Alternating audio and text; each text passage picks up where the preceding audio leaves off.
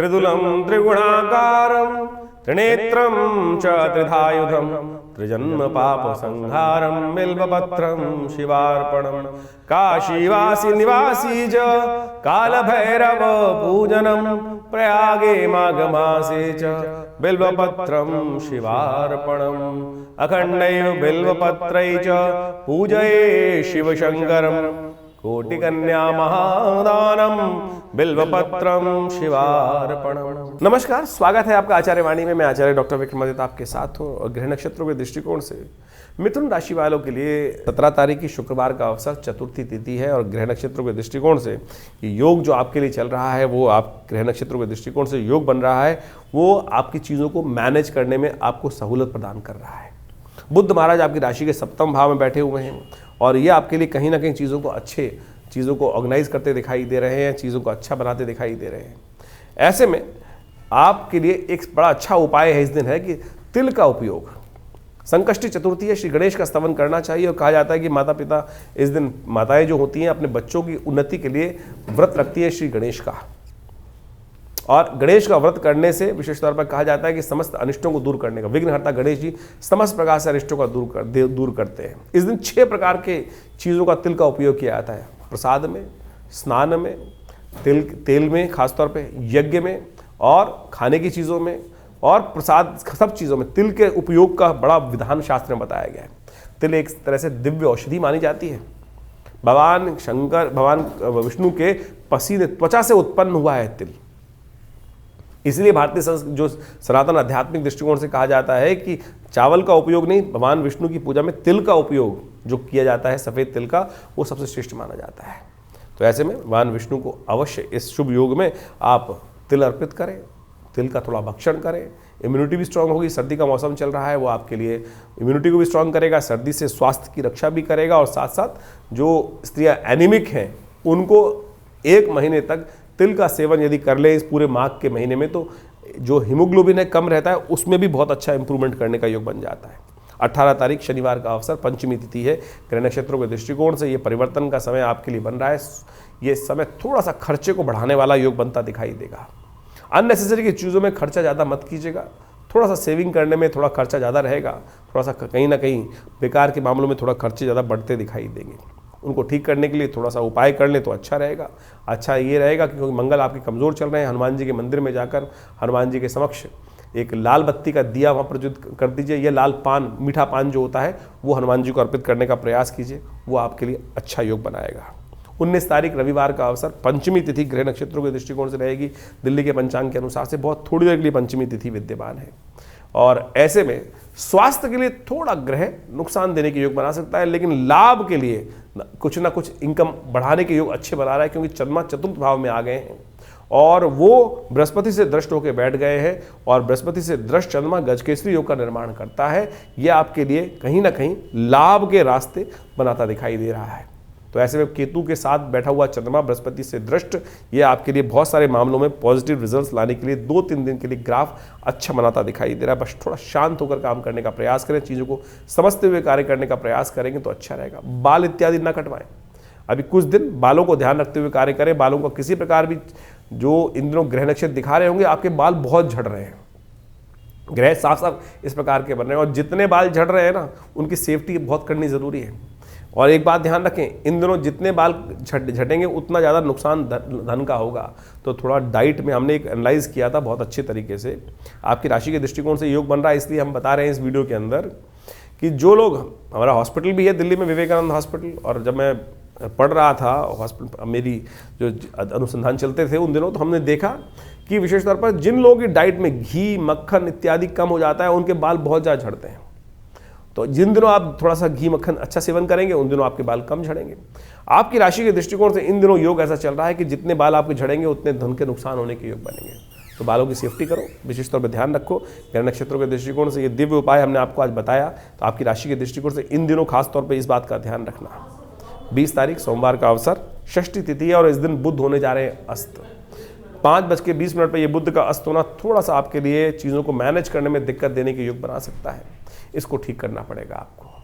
थोड़ा सा एक उपाय कर लीजिए, विशेष तौर पर नित्य तौर पर फिटकरी वाले जल से स्नान कीजिए या हरी चीज़ों का दान करें।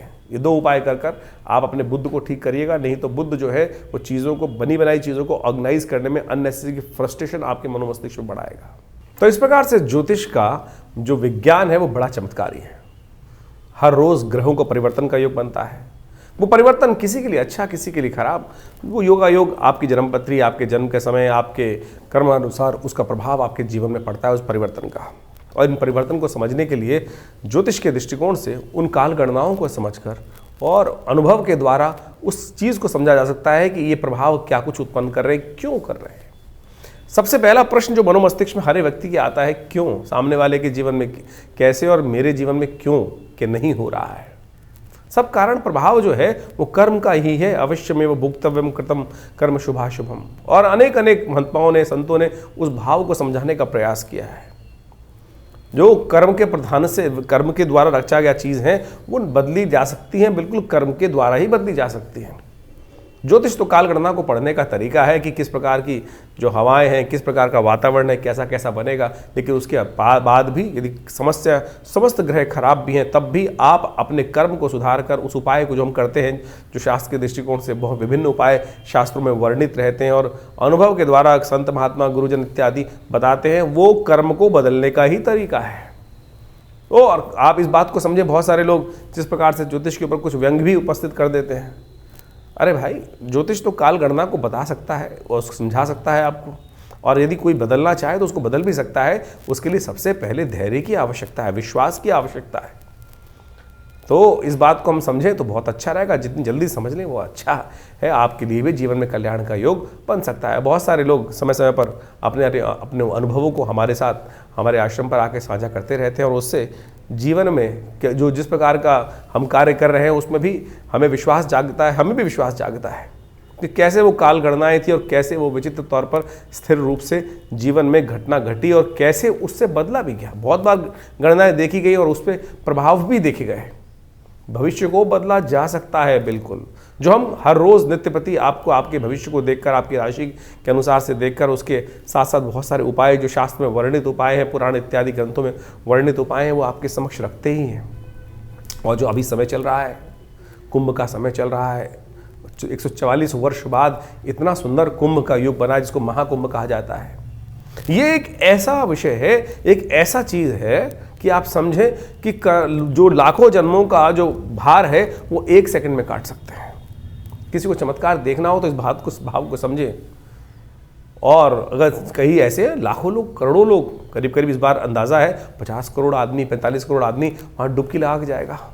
विचार उठता है मन में लोगों के साथ, आपके मन में उठता होगा कि कैसे वो डुबकी आपके कष्टों को दूर कर देगी, कैसे कर देगी एक डुबकी, और उससे व्यक्ति का कैसे समर्पण, कैसे जीवन बदल देगी। देखिए, ये भारतीय संस्कृति का चमत्कार है। कितना सरल शास्त्र ने, हमारे योगियों ने, संतों ने, महात्माओं ने उस विषय को रख दिया है कि केवल एक डुबकी लगाकर आप अपने समस्त किए जो भी कर्म हैं, जो भी दुष्कर्म है, उनसे निवृत्ति प्राप्त करने का रास्ता बना सकते हो। लेकिन समर्पण भाव से वो डुबकी तो हो। लोग तो जाते हैं केवल बगुला स्नान करके आए थे, कट कर आ गए। समर्पण क्या हुआ? समर्पण का मतलब वास्तविक तौर पे समझे कि कुंभ के द्वारा, उस डुबकी के द्वारा उस समर्पण का वास्तविक अर्थ हम समझ सकते हैं।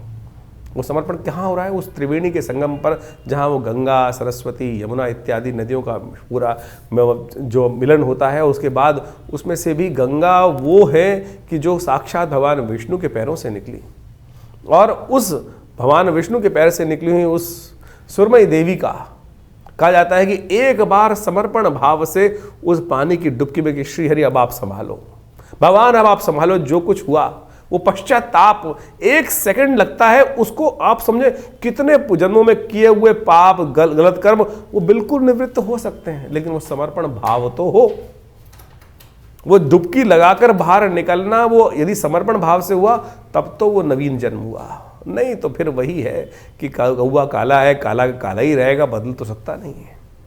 लेकिन सिद्धांतिक तौर पर, भारतीय संस्कृति के विज्ञान के तौर पर, अध्यात्म के दृष्टिकोण से यदि वहाँ समर्पित भाव से बिल्कुल तटस्थ होकर उस शुभ मुहूर्त में, जो ये पूरा काल है, माघ का पूरा महीना और साथ साथ फागुन का कुछ महीने 15 दिन का जो समय रहेगा, उस समय में यदि आप उस श्रेष्ठ समय में भगवान का भजन करते हुए श्री हरि के श्री चरणों में उस निकली देवसुरी गंगा के पावन सानिध्य में जाकर एक डुबकी उस मुहूर्त में लगा लेंगे श्री हरि का स्मरण करते हुए, तो सोचे जैसे द्रौपदी के जीवन के कष्ट हर गए, उस जो गज के जीवन के कष्ट जो चल रहे थे, जो ग्राह ने गस रखा था, केवल एक बार श्री हरि का सुंदर स्मरण करने से कि अब तो जीवन हारे हे श्री हरि अब संभालो, ये भाव यदि रख पाए तब तो कुछ समर्पण हुआ, वही तो वो तो उपाय हुआ।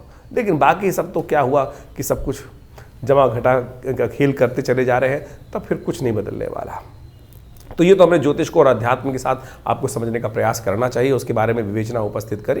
तो आपने आपकी राशि के दृष्टिकोण से जो कुछ प्रभाव है वो आप नित्य प्रति हमारे साथ जुड़ते ही हैं। और इसके अलावा आपके मन में भी कोई प्रश्न चल रहे हो तो चिंता ना करें, ये हमारा जो कार्यक्रम है आपके साथ हमेशा रहता ही है और आपके प्रश्नों का समाधान भी हम लगातार देने का प्रयास करते हैं। बहुत सारे लोगों के कार्यक्रम में हमारे व्हाट्सएप मैसेज भी आ रहे हैं और लगातार प्रश्नों के समाधान हमारे यहाँ से दिए भी जा रहे हैं, लेकिन इतना समय नहीं होता है कि हर व्यक्ति के प्रश्नों का समाधान हम देने का प्रयास करें। विभिन्न समय पर आश्रम में रविवार को जो कार्यक्रम होता है उसमें भी आप आकर बैठ सकते हैं और यज्ञ में भाग ले सकते हैं और वहाँ भी जो प्रत्यक्ष रूप से मिलने का प्रयास करेंगे तो अच्छा रहेगा।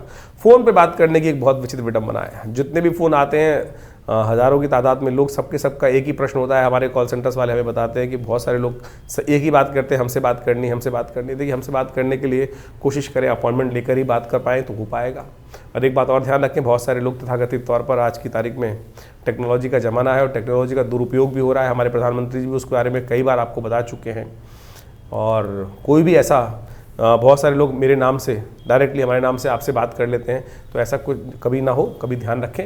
मुझसे बात करना चाहे तो आप फेस टाइम पे बात कर सकते हैं, जिससे आप सामने फ़ोटो देखकर आपको प्रत्यक्ष रूप से हो। नहीं तो ज़माना बड़ा ख़राब है और फिर लोग पता नहीं कौन कौन से उपाय कितने हज़ारों रुपये खर्च कर देते हैं और फिर तो इस बात को ध्यान रखते हुए कार्य करना आपके लिए अच्छा रहेगा। ये आश्रम हमारा दिल्ली में है, लक्ष्मी नगर में, विवेकानंद योग आश्रम। आप सादर आमंत्रित हैं और वहाँ विभिन्न प्रकार के हम समय समय पर कार्यक्रम करते ही रहते हैं, चाहे वो नित्य प्रति के यज्ञ हों, चाहे वो विभिन्न उत्सवों पर विभिन्न कार्यक्रम हों। तो उन सब में आप सम्मिलित होकर आश्रम में होने वाले विभिन्न कार्यक्रमों में भाग लें और जीवन के कष्टों को दूर करने का योग बनाएं। धन्यवाद, नमस्कार।